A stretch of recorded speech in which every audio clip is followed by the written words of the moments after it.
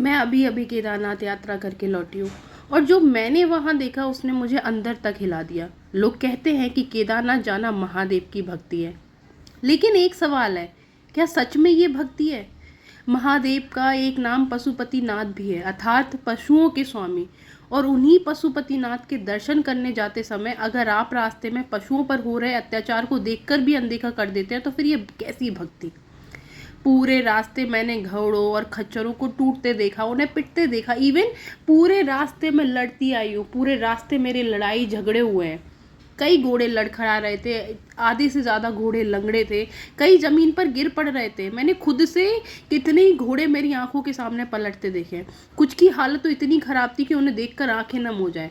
मतलब मेरी लड़ाई हुई है जनरली, मेरी आप ये समझो लौटते वक्त ना मेरी इतनी बुरी लड़ाई हुई कि घोड़े वाले ना हम लोग को मतलब ऐसे मारने आए। बट हम पीछे नहीं हटे, हम डरे रहे। फिर जब उन्होंने हमें देखा कि हम उनसे मतलब डरे नहीं ना, तो फिर वो चले गए। और भाई मुझे ये समझ नहीं आ रहा कि उनके ऊपर बैठे जो लोग हैं वो उतरने को भी तैयार नहीं है, वो बैठे हुए हैं। भाई मैंने देखा है इतने, मतलब एक अगर आप अस्वस्थ हो, आप नहीं जा सकते तो फिर मत आओ ना, पहले खुद को फिट बनाओ। मुझे भी केदारनाथ जाना था, मुझे भी ट्रैकिंग करनी थी, तो मैंने पहले खुद को फिट बनाया। पहले जिम में मैंने कसरत की, योगा किया, ताकि मैं इतनी फिट हो पाऊँ, इतनी स्वस्थ हो पाऊँ कि उस पहाड़ को चढ़ पाऊँ। महादेव से मिलना, उनसे भक्ति करना, एक भक्ति की पराकाष्ठा को पार करना है, ना कि। और पता है, मुझे ये समझ नहीं आ रहा था, उन घोड़ों पे बैठे हुए लोग इतने बेशर्म थे कि भाई वो किसी वेकेशन पे आ रहे हैं, किसी डेस्टिनेशन पे आ रहे हैं, आप कहीं पे किसी पहाड़ पे घूमने आ रहे हो। It is not like a destination, ये तीर्थ है, ये यात्रा है जो अपनी भक्ति की पराकाष्ठा को पार करके पार करनी होती है। बट आप देखोगे, ये देख रहे हो आप, इतना कीचड़ यहाँ पे था, यहाँ पे कितने घोड़े मेरे, हम लोग यहाँ इसलिए बैठे थे, अभी यहाँ पे 3 घोड़े हमारे सामने फिसले और फिसके पलट गए। बट फिर भी उन पे बैठे हुए लोग उतरे नहीं, वो इतने बेशरम थे। उन बेजुबानों की पूंछ खींची जा रही थी, उन्हें डंडों से पीटा जा रहा था। और थक जाने पे भी, एक घोड़ा इतना थक गया, वो ऊपर चढ़ने को मना कर रहा है, फिर भी उसे ऊपर चढ़ाया जा रहा है। और पूरी यात्रा में मेरी कई बार इनसे बहस हुई। जो इंसान खुद अपने पैरों पर चलकर शिव तक नहीं पहुंच सकता, क्या वह सच में शिव की भक्ति कर रहा है? भक्ति सुविधा नहीं होती, भक्ति समर्पण होती है।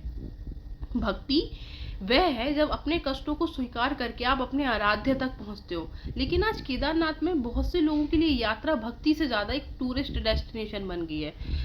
अगर आपके पास साधन है, आप पैदल चलने में सक्षम नहीं है, तो हेलीकॉप्टर से जाओ ना यार। आप क्यों उस मासूम पे, बेजुबान पे बैठ के जा रहे हो? लेकिन एक भाई मुझे नहीं समझ आता, एक बेजुबान जीव को अपने आराम के लिए पीड़ा देकर भगवान तक पहुंचने की कोशिश मत करो। क्योंकि शिव केवल मंदिर के गर्भगृह में नहीं है, शिव उन पशुओं में भी हैं जो बिना कुछ कहे हमारा बोझ उठा रहे हैं। याद रखना, अगर आपकी श्रद्धा किसी बेजान के दर्द पर खड़ी है तो वह श्रद्धा नहीं है, वो स्वार्थ है। और मैं दिल से कहना चाहती हूँ, अगर मैंने महादेव की सच्ची भक्ति की है, जो भी इन पशुओं के साथ अत्याचार करते हैं, इससे बुरा उनके साथ होगा। क्योंकि मुझे कतई ये बर्दाश्त नहीं है कि इन पशुओं के साथ, इन बेजुबानों के साथ इतना इतना असहनीय व्यवहार हो, जो किसी इंसान के साथ नहीं होता। उन्हें इतनी बुरी तरह मारा पीटा जाता है। और कुछ तो इतने बेशर्म लोग हैं भाई, जो उन्हीं पे बैठ के जाते हैं। जब आप यात्रा करने में सक्षम ही नहीं हो ना, तो मत जाओ केदारनाथ, मत करो शिव की भक्ति। क्योंकि वो भक्ति ही क्या, जो किसी दूसरे पे, किसी बेजुबान लड़के की जाए।